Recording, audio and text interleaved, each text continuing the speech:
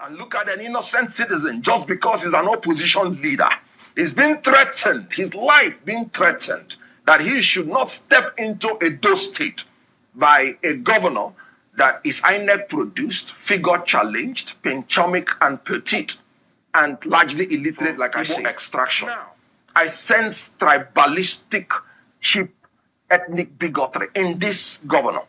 If P2B, we are to be a leader from Hausa land or from Yoruba land, this governor will not dare make such a statement. Recall, when 16 persons were killed in Edo State, before even making any investigation, he ran to Kano State to prostrate. That was a good thing, because life is very, very essential. The same governor that did that is the same governor that is threatening the life of a human being for just coming into your state.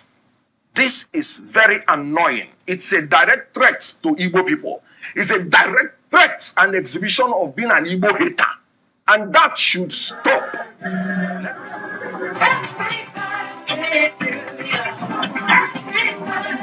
Happy birthday, Peter.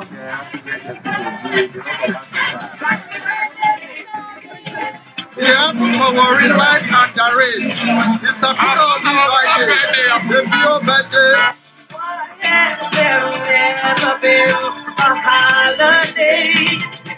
We are going to provide you with insecurity. We are going to provide you with insecurity.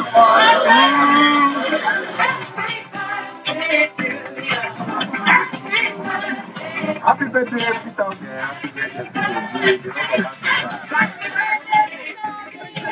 Yeah, for life and the race.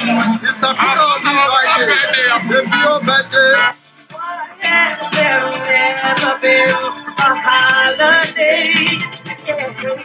The man will say no gashishi. I am sending a direct message to him. There is a new sheriff in town. He cannot come to Edo without telling me, because his security will never be guaranteed. Whatever happens to him when he's in Edo State, he will take it. I am serious about it. He came the other day and donated 15 million. Somebody will say, no, Gashishi, why you get 15 million to donate to people? By the time he left, there was crisis. 3 people died in Benin. So for that reason, tell Obu he should not come to Edo without telling me.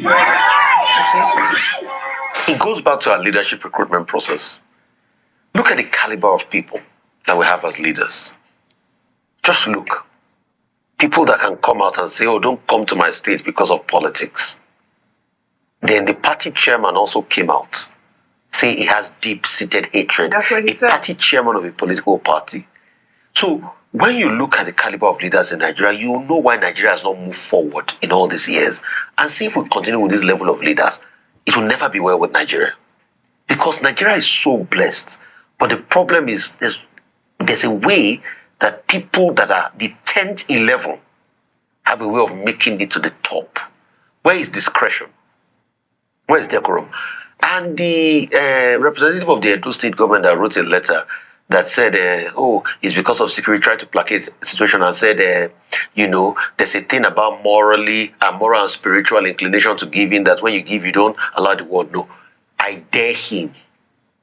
I triple dare him to go and condemn President Tinubu's wife that has donated 1 billion that we have recognized and applauded here. I dare him to condemn her. Or warn her not to come into this session because she's high profile. No, I'm not even saying about warning her. I'm sorry. Okay, go ahead. Not using TV that they're not born and went to warn President Tinubu. It's Peter Obi, they do all of that too. But I dare him to condemn President Tinubu's wife that donated billions to people. That why did she announce it publicly? I dare him. I triple dare him. Right. You see, I'm not saying don't have partisan politics, but be sensible. Don't incite violence and hatred. For a man to come out to say he has deep-rooted hatred, you know what that means? So it's a reflective of his personality, but I'm not surprised. Is it not Jared? Jared that came here, they said they don't watch Arise TV, that people don't have money to subscribe in it. Is it not Jared? All right. Then forget that one, Jared. During the weekend, his school certificate surfaced on the internet. So when he said most of people who are in government do not understand the law, the constitution, I quite agree with you. Because when you look at that result, the school certificate that is on the online, Okpebholo never passed any particular subject. I think it's only in mathematics that he managed C5 to have a C5. And this man, so-called mathematics, he claimed to have passed. He could not pronounce his own budget. And people are actually wondering if that mathematics, it calls for investigation.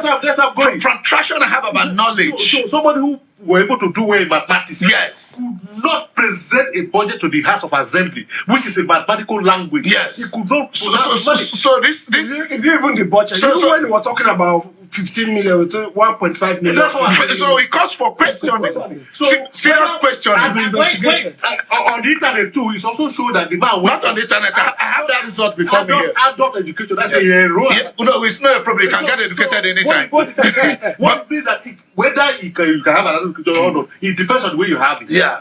Maybe it's just an avenue to say, okay, just enroll and to show that you have education. This result, God could confidently say that the result is purchased. So if the and even if it is purchased, let me tell you, there's a correlation here that I would like us to look at. From that result, we have commerce, D7.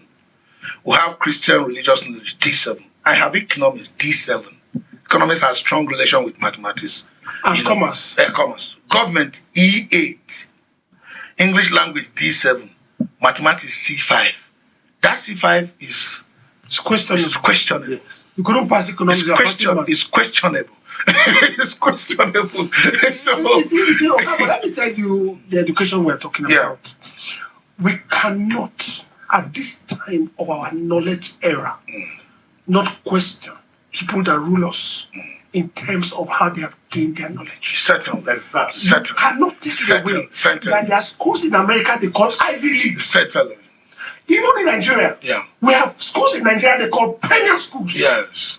Even among private schools, we have schools in Nigeria that rank better than other ones. Yes.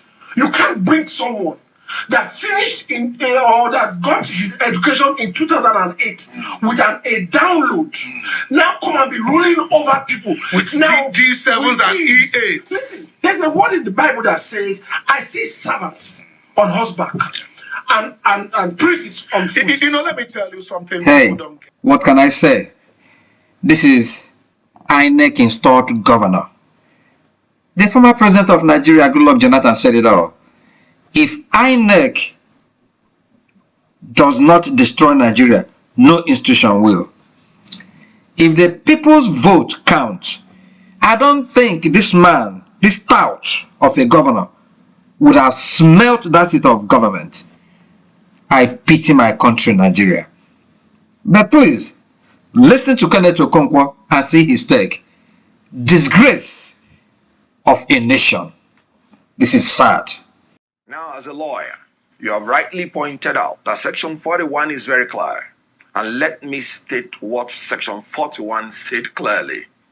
That every citizen of Nigeria shall be entitled to move freely on the line throughout Nigeria and to reside in any part thereof. And no citizen of Nigeria shall be expelled from Nigeria or denied entry thereto or exit therefrom. If you put it into context with Edo State, it simply means no citizen of Nigeria can be expelled from Edo State or denied entry into Edo State or exit therefrom. And every citizen of Nigeria has the right to move freely in Edo State.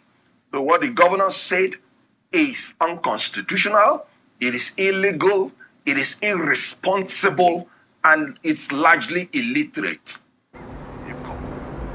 Like we say all the time, be well, do good work, and please keep in touch. This is Open Whispers. Thank you and God bless.